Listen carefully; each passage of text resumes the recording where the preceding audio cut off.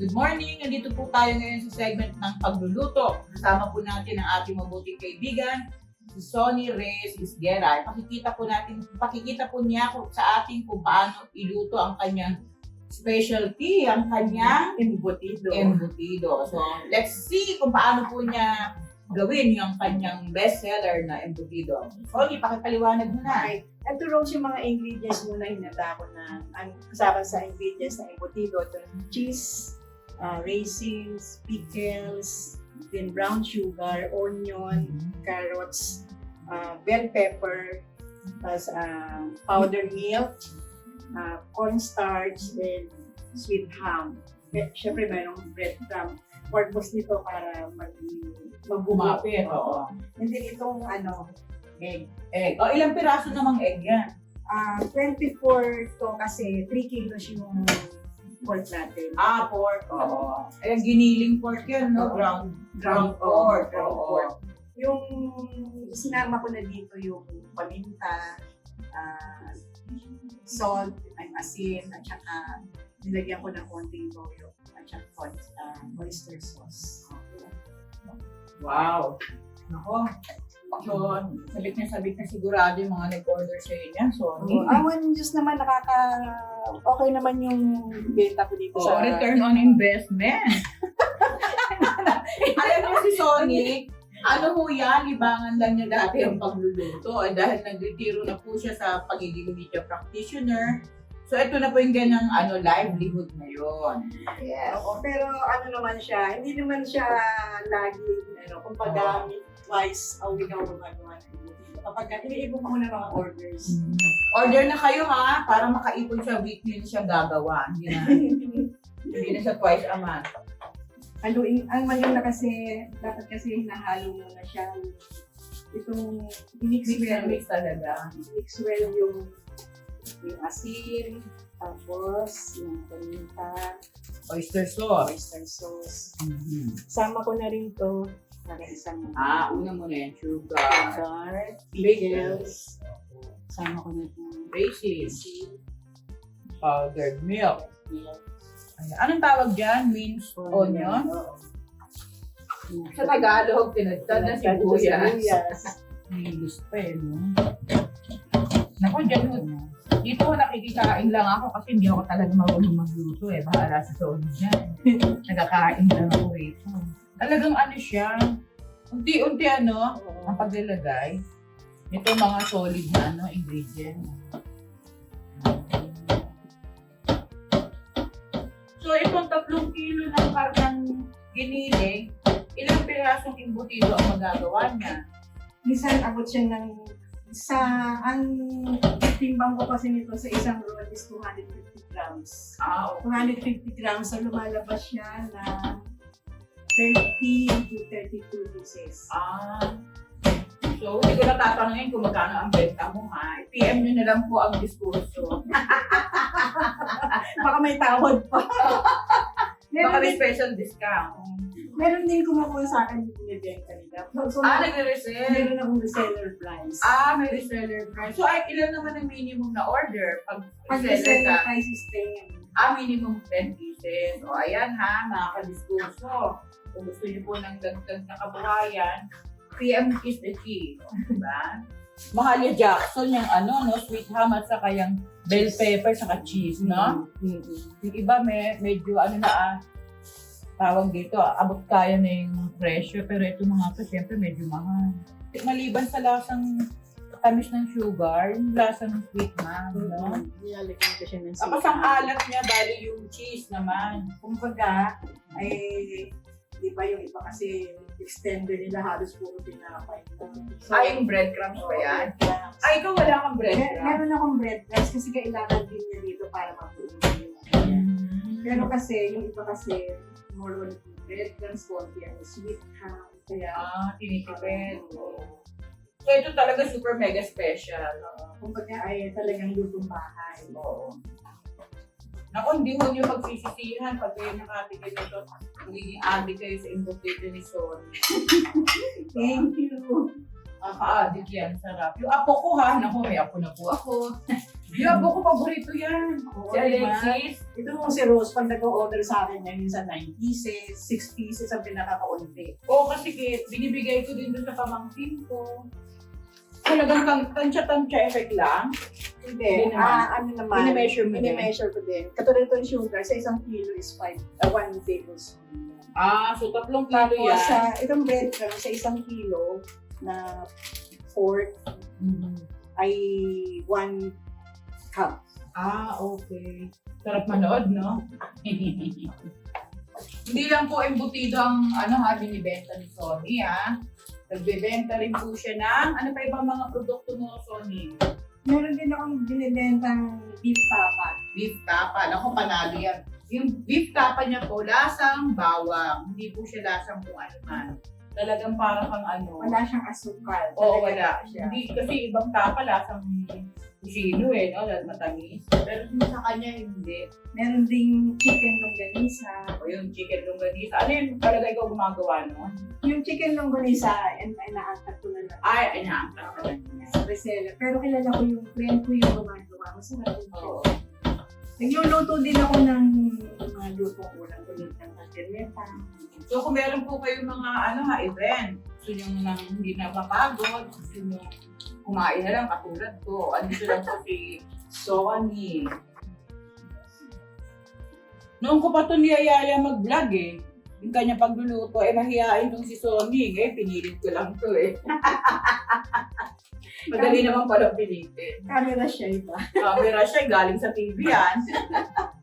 Kung di nyo na itatanong si Sonia ay veteranang reporter ng radyo at TV. Ang na-cover po niya, Department of Justice, House of Representatives, Malacanang. Sa Malacanang kami naging magkasama ng matagal.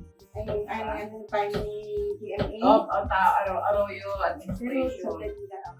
Naku, huwag nyo mamatahin yan. Ang bilis magbasa ng decision yan. Pero Radyo Veritas, Oo. nandun na ako sa From Radyo Veritas ka nagsimula maging radio reporter, no? Oo. Tapos after Veritas, Nag-DCME rin ako. ME, DCME. Nag-early retirement ako. Nag-production assistant ako sa Galisa. Double P. Tapos, ito sa Radyo 5. Nakagatagal din. In-integrate kami ng Radyo 5 reporter sa TV5. Ayun. Nung panahon nasa Radyo 5 siya, nasa House of Representatives siya noon. Hindi ba speaker nung ando doon ka? Si GMA nandun. Oo, si Alvarez. Papantalil Alvarez. Oo. Si Alan Peter Cayetano, di ba? Oo. Naging House Speaker din yun for a while. Kailan ka ba nag-retiro sorry sa media? Bali 3 years na ako. Mag-3 years na ako retired. So, Ah. 21. Okay. Pandemic ka pala nag-retiro, no? Oo, halos after ng pandemic. Mm-hmm. Yung matatapos, parang Pababa na. nakaba na ang pandemic. Nami-miss mo ba yung pagiging reporter? Oo. Pwede ka naman voice over Di ba? Tama, voice talent lang. O babasahin mo yung balita, kapagala mo. Uso na ngayon yun sa online. Hindi na pinakikita yung mukha. Voice na lang. Lalo na kung mga news break. Oo. Kaya ko yun, Sony. Pwede ka pang bumalik. Kaya lang, nagkasakit ako diba? Oo nga pala. Nagkaroon siya ng health concerns. Oo. Pero sa awa ng Diyos na okay naman siya ngayon. Ako, 1 year cancer survivor, breast cancer survivor. Ganyan talaga yung mga lady journalist, mga survivor, mga nagdirigma. Lahat tayong lagpasan. Oo. Hindi na tayo kaya, sorry. Cancer ka lang, sorry ako. Cancer ka lang, media ako. Meron nga akong nabasa at binili ko yung poster na yun. Talaga? Oo. Ano nakalagay? Nakalagay kasi, ito, Pakita mo. Cancer is so limited. Meron pang antag Kasi kangarap, binili ko sa online. Ayan sabi nga cancer is so limited, it cannot cripple love. It cannot cripple love. It cannot shatter hope. It cannot corrode faith. It cannot destroy peace. It cannot kill friendship. It cannot suppress memories. It cannot silence stories. It cannot invade the soul. It cannot steal eternal life. It cannot sponsor the spirit. Oo, di ba? Ganda ng mensahe, no? Na ano ka talaga, kaya binili mo, ha? Oo. Right away. Naano ka na? Na ano ka? Kumbaga, Na-attract ako dun sa mensahe. Oo. Tama. Reminder yan sa'yo to be strong. Oo. Habang nagmamasa siya naman ng ng kanyang embutido. Ayun, eto Gano'ng katagal pala siyang ano? pagkakas nito, ano ko lang siguro mga 5 minutes lang para umalsa lang din automatic yung alasa. Kasi mamaya makita mo yan, aalsa pa yun. Ano siya, pagkatapos, leave it for 5 minutes. leave it for 5 minutes lang. Tapos ano ko muna, pagka-ano ko ng konti, konti, i-test ko dun sa niluto yung steam ko rin. Para itikman ko muna kung okay, bago ko ibalot lahat siya. So habang pag ano ka, tinitimbang mo siya? Oo, meron akong timbangan. 250 grams yung Per piece. Oo. Ano yan ha? Solo yan. Solo yan. One man army itong kanyang ano. Sige nga.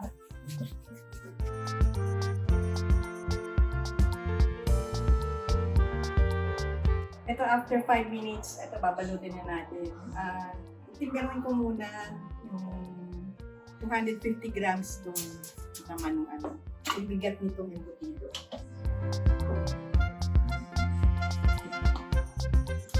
Sali ako ulit. Ay, ang dami. Panalo. 250 grams yan.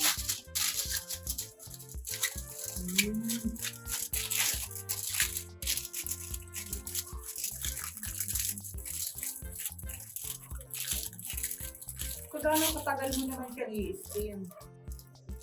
1 hour. 1 hour sa low fire? High fire. High fire. Pag kumulo na siya, ano na siya naman.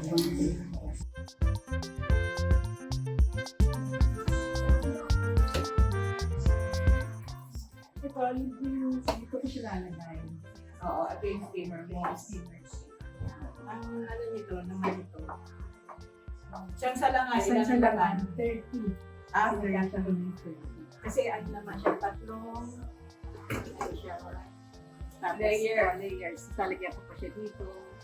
Okay. And then, meron pang isa sa ibabaw bago ko ilalagay siya. So, bali, nakakasya ko na yung 30 para isang salangan na lang. 10 isang layer para maging 30. Kunyari, mga 35 minutes na siya nakasala.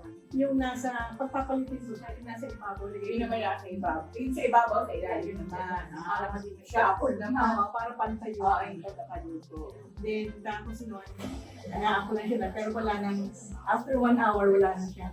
Pero, Mainit pa rin. mga 5 to 10 minutes lang yun. Ay, kumbaga sa sinain niya. Then, papalagin niya na. Yun na.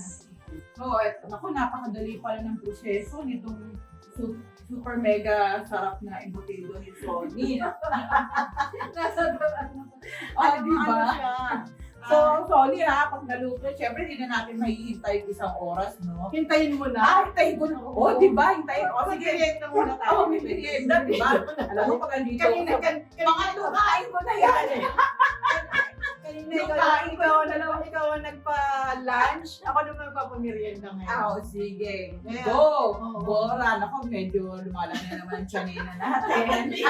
siya. Sure. Sige.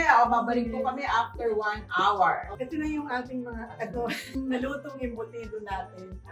Ayan. Okay. Tsaka ito. Ayan.